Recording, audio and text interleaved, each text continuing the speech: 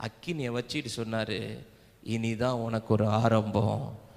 நீ ஆட்டிடையன் அல்ல, நீ அரண்மனையில் பிறந்தவன் அல்ல, நீ இந்த ஜனத்தை ரட்சிக்கிற ரட்சகன். மீண்டும் வா, வந்த இடத்துக்கே உன்னை திரும்ப அனுப்புவேன். ஆமென். நீ பார்வோனிடத்தில் இந்த வந்த திரும்ப எங்கே அனுப்புவேன்? பார்வோனிடத்தில் அனுப்புவேன். இப்போ அவனுக்கு அடிமையாய் அல்ல, அவனை ஆளுகை செய்கிறவனை அவன் அனுப்புவேன்.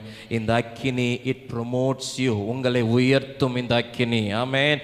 இந்த அக்கினி தேவ திட்டத்துக்கு நேராக உங்களை ஆமென் கொண்டு செல்லும். அல்லேலூயா. நம்முடைய பாதையை தீர்மானிக்கும் அக்கினி.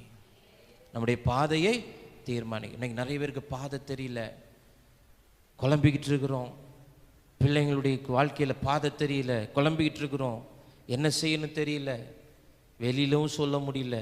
மனசுக்குள்ளே போட்டு ரொம்ப நாள்